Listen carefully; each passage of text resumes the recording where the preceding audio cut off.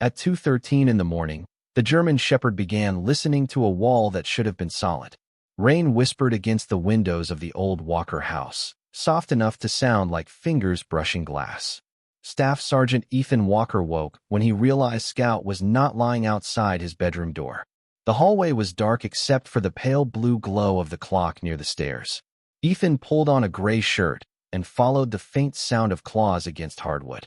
He found Scout in the library. The 8-year-old German shepherd sat perfectly still beneath the north wall, his sable coat dark in the shadows, amber eyes fixed on one narrow section between a bookcase and the fireplace. He did not bark. He did not scratch. His ears shifted forward as if someone on the other side had taken a breath. Ethan stood in the doorway and watched him. Scout. The dog did not turn. The room smelled of old pine, dust, and the beeswax polish Henry Walker had used for decades. Books lined the walls from floor to ceiling. A brass clock rested on the second shelf, its hand stopped at 2:13. Ethan had noticed it the day he arrived, but assumed the mechanism had failed. Now its glass face reflected the dim outline of Scout's ears. Then the sound came. One light tap from inside the wall. A pause. A second tap. Silence followed so completely that Ethan could hear rainwater sliding through the gutter outside. Scout rose. He crossed 2 feet of floor and placed his right paw on the 6th plank from the baseboard. Then he looked toward the second shelf. Ethan felt the back of his neck tighten. "There are no pipes there," he murmured. He knew because he had spent the afternoon checking the house before listing it for sale. The plumbing ran along the south side. The electrical lines had been replaced 10 years earlier. Behind the north wall should have been nothing but framing and insulation. Ethan switched on the lamp. Scout did not flinch. In the warmer light, the dog looked older than Ethan remembered from the funeral 3 days earlier. Silver touched his muzzle. A small nick marked the edge of his left ear. Henry's old leather collar rested around his neck, worn smooth by years. Ethan crossed the room and pressed his palm to the wall. The plaster felt cold. Not winter cold. Hollow cold. A thin stream of air touched the space between his fingers. He moved his hand lower, then higher. The draft vanished. Scout leaned closer, nose working along a narrow seam hidden beneath faded wallpaper. Ethan knocked once with his knuckles. Most of the wall answered with a dull, solid sound. But a section about 4 feet wide returned a deeper echo. Empty space. Ethan stepped back. Scout remained beside the 6th plank, watching him as though waiting for the next part of a routine Ethan had never learned. Another sound came from behind the wall, softer than before. Not a knock this time. A faint metallic click. Ethan reached for his phone, but the screen showed no signal inside the thick old house. The library lamp flickered once. Scout turned his head toward the brass clock. Its hands had not moved, yet a quiet ticking began within it. One beat, then another. Ethan lifted the clock from the shelf. It was heavier than it should have been. Scout's tail moved once against the floor. Behind the clock, pressed into the dust, was a small line drawn in pencil. 6 below, 2 above. Wait for 13. Ethan read it twice. The handwriting belonged to Henry. Before he could speak, Scout lowered his paw against the 6th floorboard again. This time, the plank shifted beneath his weight. The floorboard lifted less than half an inch, then settled back into place. Scout kept his paw over it, patient and certain. Ethan crouched beside him and ran his fingers along the seam. But the plank had been fitted too tightly to pull free without tools. He glanced toward the dark hallway, then back at Henry's handwriting behind the clock. 6 below, 2 above. Wait for 13. The message felt less like a clue than an instruction meant for someone who already understood the rules. Ethan did not. 3 days earlier, he had returned to Pine Hollow with one purpose: empty the house, sign the sale papers, and leave before memory found too many places to hide. The Walker house stood at the end of a narrow county road bordered by pines and bare-limbed maples. It had belonged to Henry for nearly 40 years. To Ethan, it had once been the safest place in the world. As a boy, he spent summers beneath its sloping roof, measuring his height against the kitchen doorframe and falling asleep to the hallway clock. Henry taught him how to repair a fence, sharpen a pocket knife, and sit quietly beside a frightened dog until trust arrived on its own. Then Ethan grew older, joined the United States Marines, and learned how easily years could pass when a man kept telling himself there would be time later. He missed Henry's final telephone call by 40 minutes. By the time Ethan returned it, a nurse answered instead. The funeral was small. Rain darkened the church steps, and Scout lay beside the casket without making a sound. Afterward, Charles Vance, the attorney handling Henry's estate, gave Ethan the keys and a folder thick with sale documents. The buyer wants possession in 10 days, Vance said. The property needs work, but the offer is fair. Ethan looked toward the old house across the road. Scout stood on the porch, watching him. And the dog? Henry left him to you. Vance's tone softened slightly. Unless you prefer the county rescue. Ethan had looked at Scout's silvered muzzle and steady amber eyes. He stays with me. That first afternoon, Ethan moved through the house with cardboard boxes and a black marker, sorting a life into keep, donate, and discard.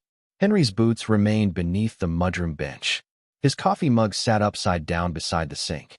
A faded photograph of Ethan in dress blues rested on the fireplace mantel. Scout followed from room to room, but never interfered. He lay beneath the kitchen table while Ethan packed dishes. He waited at the foot of the stairs while Ethan folded old blankets. At sunset, he carried a small wooden key from the library and placed it beside Ethan's boot. The key was carved from maple, smooth at the edges, and too thick to fit any ordinary lock. Ethan turned it over in his hand. What is this supposed to open? Scout looked toward the hallway. Ethan searched every drawer and cabinet he could find. Nothing matched. When he returned, Scout had carried the wooden key back to the library and placed it beneath the north wall. That night, at exactly 2:13, Ethan woke to find the dog sitting there. He blamed mice in the walls. The second night, Scout repeated the ritual. Right paw on the 6th floorboard. Eyes lifted toward the second shelf. Ethan blamed age, habit, or grief. On the third night, Henry's message appeared behind the clock, and the floorboard shifted under Scout's weight. Now Ethan rose and crossed to the hall closet for his toolbox. He returned with a pry bar, a flashlight, and the uneasy feeling that the house had been waiting for him to stop explaining everything away. Scout moved aside only when Ethan touched the 6th plank. The wood came free with a low creak. Beneath it lay a narrow compartment lined with felt.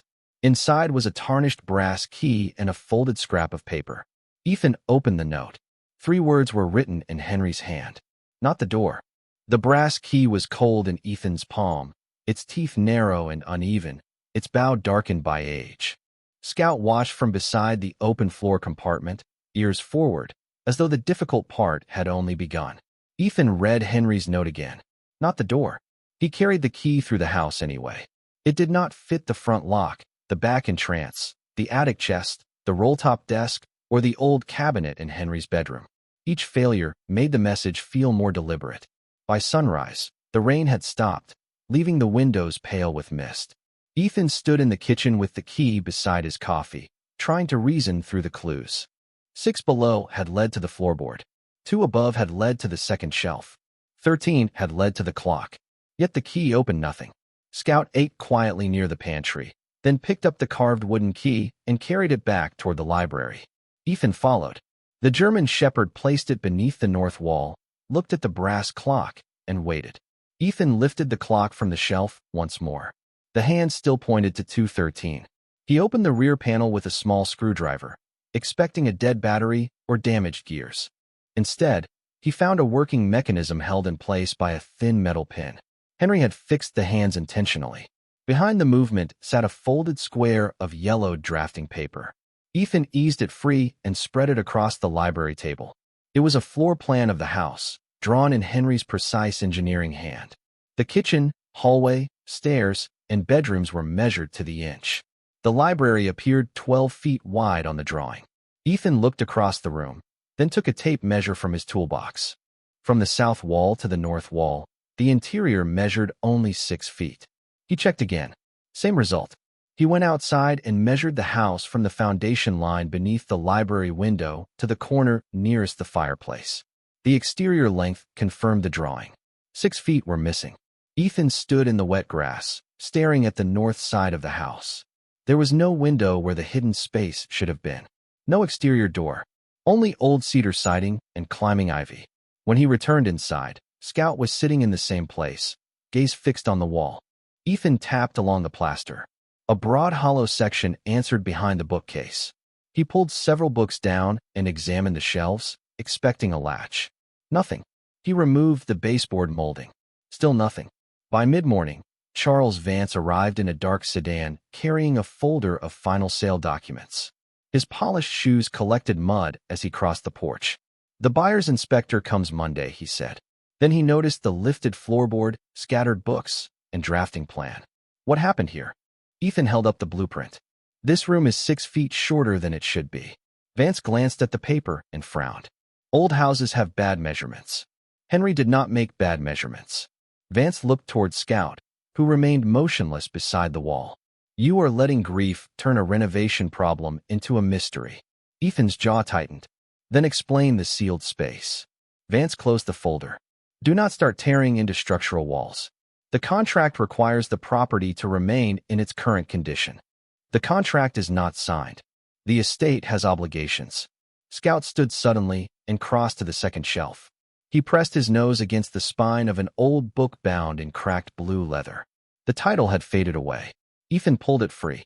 The book was lighter than it looked. Its pages had been hollowed out, and inside lay a flat strip of blackened metal shaped like half of a handle. A narrow notch ran along one edge. Ethan placed the brass key against it. The two pieces locked together with a soft click, forming a small crank. Vance's expression changed. Scout moved to the lower corner of the bookcase and touched his nose to a thin vertical seam in the wood. Ethan knelt and found a hidden slot beneath the second shelf. The crank fit perfectly. He turned it once. Nothing happened. Twice. The wall released a deep wooden sigh. Dust fell from the molding.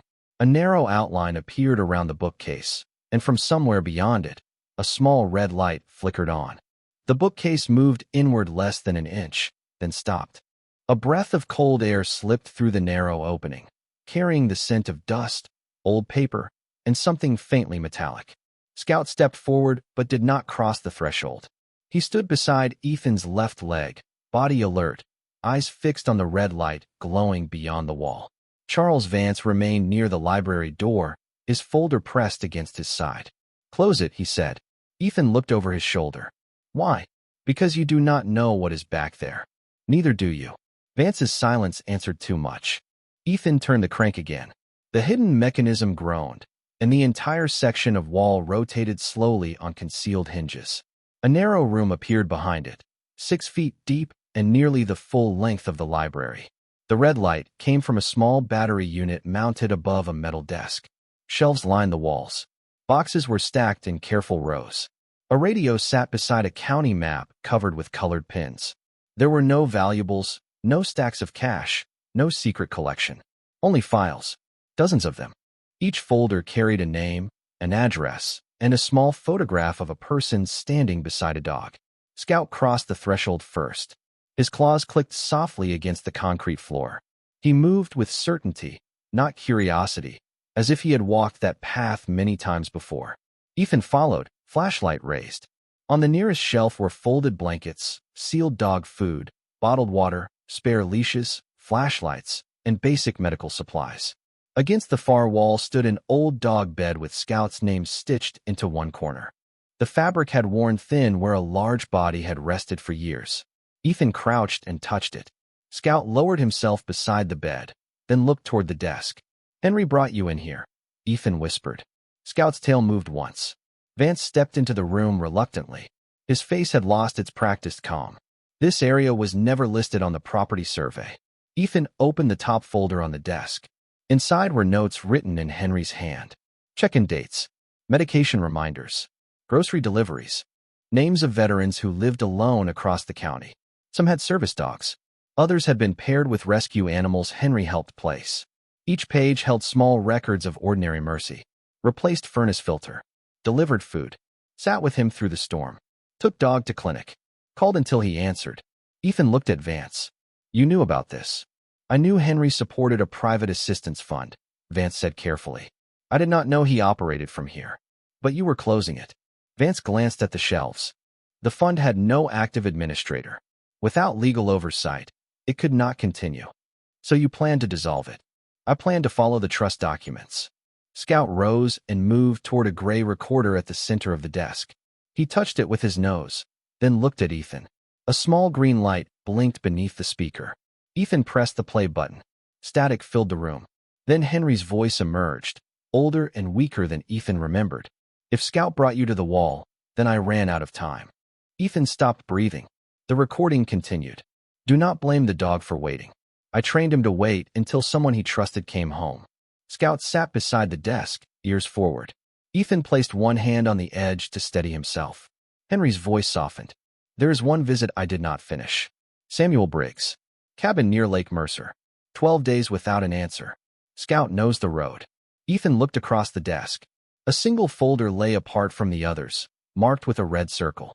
Inside was a photograph of an older man seated beside an empty chair. The most recent note had been written 13 days earlier. No telephone response. Power unreliable. Needs in-person check. Vance read over Ethan's shoulder. You should call county services. Ethan reached for his phone. No signal. The red emergency light flickered once. Scout walked to the wall map and placed his nose against a blue pin near the lake. Ethan closed the folder and stood. We are not waiting for a return call. Outside, morning light had begun to reach through the rain clouds. Scout moved toward the open wall, then turned back as if to make sure Ethan was following. Ethan drove east toward Lake Mercer with Scout in the passenger seat and Samuel Briggs's folder open on the console. The county road narrowed beyond Pine Hollow, winding through pine woods still wet from the night's rain. Water shone in the ditches. Low clouds clung to the hills. Scout sat upright, nose near the cracked window, turning his head at each fork before Ethan reached it. The dog did not hesitate. Left at the abandoned feed store. Right past the white church. Straight across the narrow bridge where moss darkened the rails. Ethan followed without speaking. Henry's final recording seemed to travel with them. If Scout brought you to the wall, then I ran out of time. Charles Vance had remained at the house to call county services from a landline, but the nearest response team was more than 40 minutes away. Ethan could not shake the thought of 13 days without an answer. Not because 13 was mystical, because it was too long for anyone to disappear behind a quiet door. The lake appeared through the trees, gray and still beneath the morning sky. Scout gave one low breath and shifted forward. A gravel lane opened beside a rusted mailbox marked Briggs. Ethan turned in. The cabin stood a quarter-mile from the road, small and weathered, with a sagging porch and a generator shed near the tree line. No smoke rose from the chimney. No lights showed through the windows. Ethan parked, took the folder, and walked toward the porch. Scout moved ahead, then stopped at the first step and looked back. The front door was closed but not locked. Ethan knocked 3 times. Mr. Briggs? No answer. He waited, then called again. From inside came a faint scrape, followed by silence. Ethan opened the door slowly. The cabin smelled of cold coffee, cedar, and dust. A radio sat quiet on the kitchen counter. Beside it, a telephone hung from the wall with its cord pulled loose. Scout crossed the room and turned toward a short hallway. Ethan followed. They found Samuel Briggs sitting in a recliner near the bedroom window, wrapped in a wool blanket. He was in his late 60s, thin, white-haired, and pale with exhaustion, but awake. A walking cane lay several feet away. Henry, Samuel asked, blinking toward the doorway. Ethan knelt beside him. My name is Ethan Walker. Henry was my uncle. Samuel's eyes moved to Scout. Recognition warmed them immediately. Then he sent the right one. Ethan reached for the water bottle on the side table and found it empty. How long have you been here alone? Lost my balance 4 days ago. Could not reach the cane. Phone went dead before that. Power comes and goes. Samuel tried to smile. I kept thinking Henry would show. Ethan felt the answer lodge in his chest. He tried. Scout stepped closer and rested his head against Samuel's knee. The older man placed one trembling hand between the dog's ears. I know. Ethan found bottled water in a pantry and helped Samuel drink slowly. He opened the curtains, checked the wood stove, and called county services once a signal returned near the porch. Nothing dramatic happened. No sirens arrived all at once. No miracle announced itself. There was simply warmth returning to the room, one glass of water, one blanket adjusted, one person no longer unseen. While they waited, Samuel explained that Henry had visited every Thursday for 6 years. Sometimes with groceries, sometimes with Scout, sometimes only to sit on the porch and listen. He never called it a program, Samuel said. Said people stopped answering when help sounded official. Ethan looked toward Scout, now lying across the doorway. Why the hidden room? Samuel's gaze settled on the dog. Because Henry knew some men trusted a dog before they trusted a stranger. Scout learned the routes, the times, the houses. If Henry missed a visit, the dog remembered. A vehicle approached outside. Scout rose before the tires reached the gravel. Ethan stood beside Samuel and looked through the window at the county nurse stepping from the car. For the first time since returning to Pine Hollow, Ethan understood what the house had been hiding. Not secrets, responsibilities. And one of them had just been waiting at the end of a road Scout never forgot. By late afternoon, Samuel Briggs was resting safely at the county clinic, and Ethan was driving back toward Pine Hollow with Scout beside him. The sky had cleared, leaving strips of pale gold between the clouds. Neither of them had eaten since morning. Ethan stopped at a roadside diner, bought a sandwich for himself and plain grilled chicken for Scout, then sat on the hood of the truck while the dog ate from a paper bowl near his boots. The ordinary quiet of the moment felt different now, less empty, more like a pause between responsibilities. When they returned to the Walker house, Charles Vance was waiting in the library with the hidden wall still open. Papers covered the desk inside the narrow room. Maggie Collins, Henry's longtime neighbor, stood beside him holding a ring of old keys and a box of letters tied with blue ribbon. Her gray hair was damp from the mist, and her face carried the stunned expression of someone seeing a familiar life from the other side. "I knew Henry helped people," she said. "I did not know how many." Ethan placed Samuel's folder on the desk. "He is safe." Scout crossed the room and lay beside his old bed. Maggie watched him settle. "That dog has been waiting for you since the funeral." Ethan looked toward the open wall. He was waiting before that. Vance cleared his throat. "We need to discuss the property sale." Ethan turned. "There will be no sale." Vance's expression tightened. "The offer has already moved through preliminary approval. The trust supporting Henry's work has no active director. Without one, the funds will revert according to the estate terms." "To whom?" "A regional foundation." "One that knows these people?" Ethan asked. Vance looked at the files. "Not specifically." "Then it does not get to decide what happens to them." Ethan's voice remained quiet, but the room changed around it. For years, he had followed orders, solved immediate problems, and left before roots could form. Now the names on the shelves seemed to hold him in place. Maggie set the box of letters on the desk. Henry anticipated this. She opened the top envelope. Ethan's name was written across the front. Inside was a letter dated 3 months earlier. Ethan read slowly. Henry wrote that the house was never meant to be valuable because of the land. Its value was the network built around it. The neighbors who checked in. The veterans who trusted Scout. The rescue groups that sent dogs no one else wanted. The final paragraph was shorter. "If you come home only to sell, I will understand. But before you leave, sit in the room. Read 3 files.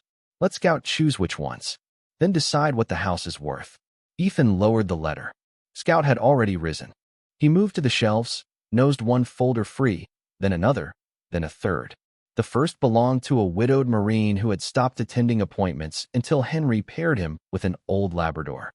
The second belonged to a woman veteran living alone after surgery, visited every week by Maggie and Scout. The third belonged to Samuel Briggs. Ethan read until dusk filled the library. No dramatic secret waited in those pages. Only groceries delivered, roofs patched, medications picked up, dogs walked, birthdays remembered. Lives held together by people willing to notice when silence lasted too long. Vance sat across from him, the contract folder unopened in his lap. "The trust can be transferred," he said at last. "But it needs a legal organization and someone willing to assume responsibility." Ethan looked at Scout. The German shepherd rested at the threshold between the library and the hidden room, one paw stretched across the seam in the floor. The wall stood open behind him, past and present no longer separated. "Then we build one," Ethan said. Maggie smiled faintly. Vance nodded once, already calculating what would be required. Ethan picked up the old brass clock and reset its mechanism. The hands began to move for the first time in years. Scout lifted his head at the ticking, then lowered it again. 2:13 passed without mystery. The house did not groan. No hidden latch clicked. Outside, evening settled over the pines. Inside, Ethan opened a blank notebook and wrote the first new entry beneath Henry's final list. Samuel Briggs. Safe. Follow-up, Thursday. The first month after Ethan chose to keep the house was quieter than he expected. There were no ceremonies, no sudden flood of volunteers, no easy transformation from grief into purpose. There were forms, insurance calls, county permits, bank appointments. Vance drafted the nonprofit papers at the same desk where Henry had once kept his handwritten lists. Maggie contacted churches, rescue groups, and veterans she knew by first name. Ethan repaired the porch rail, cleared the hidden room, and built new shelves from maple boards stored in the barn. Scout followed him through every task, resting when his joints grew tired, then rising whenever Ethan carried a folder toward the library. The first name on the new schedule belonged to Samuel Briggs. On Thursday morning, Ethan loaded groceries into the truck and drove to Lake Mercer with Scout beside him. Samuel had returned home with a walker, a working phone, and strict instructions from the clinic. He stood on the porch when they arrived, wearing a navy sweater and holding the rail with both hands. Scout climbed the steps slowly. Samuel bent as far as he could and pressed his forehead against the dog's. "Knew you would remember the way," he said. Ethan carried the bags inside. They replaced the telephone cord, tested the generator, and wrote emergency numbers in large print beside the kitchen sink. None of it felt heroic. That was the point. Henry's work had never depended on grand gestures. It depended on returning next Thursday. Word spread carefully. A retired Army mechanic named Paul needed help finding a dog that could tolerate his quiet house and stiff hands. A former Navy nurse named Teresa needed someone to walk her shepherd mix while she recovered from surgery. A widowed Marine named Owen had stopped opening mail. Maggie brought soup. Ethan brought Scout. Scout sat on the porch until Owen opened the door. Some visits lasted 10 minutes. Others lasted until sunset. Back at the house, the hidden room changed one object at a time. The red emergency light was replaced with a warm lamp. The old radio remained. The map stayed on the wall, but new pins appeared beside the old ones. Ethan removed the rotating bookcase latch from secrecy and fitted a simple brass handle on both sides. The passage would never lock again. One evening, Charles Vance arrived carrying the final approval documents. He stood at the open wall and looked into the room. "The Walker Service and Companion Network is officially registered," he said. Ethan glanced at the name. Henry would have hated how formal that sounds. Vance almost smiled. Legal names rarely have poetry. Scout rose from his bed and walked to Vance, sniffing the folder in his hand. Vance stiffened, then slowly lowered his palm. Scout touched it with his nose and returned to Ethan. "I suppose that means the papers are acceptable," Vance said. Ethan signed where indicated. The trust transferred without being dissolved. The house remained unsold. That night, after Maggie and Vance had gone, Ethan sat alone in the library. Rain began softly outside, almost the same sound that had filled the house the night Scout first faced the wall. The brass clock ticked past 2:13. Scout did not rise. He lay in the open doorway of the hidden room, breathing evenly, no longer guarding a secret. Ethan opened Henry's final recording, but did not press play. He realized he no longer needed the voice to tell him what came next. On the desk lay a new file marked with tomorrow's date. A young veteran named Caleb had agreed to visit after months of refusing help. He had asked one question over the telephone. "Will the dog be there?" Ethan looked toward Scout. The German shepherd opened his amber eyes. "Yes," Ethan had answered. "The dog will be there." Caleb arrived the next morning 10 minutes early and remained in his truck for another 20. Ethan watched from the library window without approaching. The young veteran sat behind the wheel with both hands resting at 10 and 2, staring at the house as though crossing the yard required more courage than he had brought with him. Scout lay near the open passage to Henry's old room, head between his paws, but his ears lifted when the truck door finally opened. Caleb was 29, lean, pale, and dressed in a dark work jacket despite the mild weather. He walked to the porch slowly, stopped before the first step, then looked toward the front window. Ethan opened the door, but did not invite him in with words. He simply stepped aside. Caleb noticed Scout immediately. The German shepherd remained where he was. "He is older than I expected," Caleb said. "So am I," Ethan replied.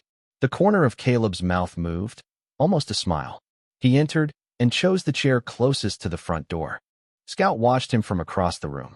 No one forced the moment. Ethan poured coffee and left one cup on the table between them. Caleb did not touch it. His eyes kept returning to the hidden room and the wall that now stood open. "What was in there?" he asked. Names, Ethan said. People Henry did not want forgotten. Caleb looked down at his hands. I have been good at being forgotten. The sentence settled into the library without drama. Ethan did not answer with comfort he had not earned. Instead, he opened a file folder containing information from a local rescue.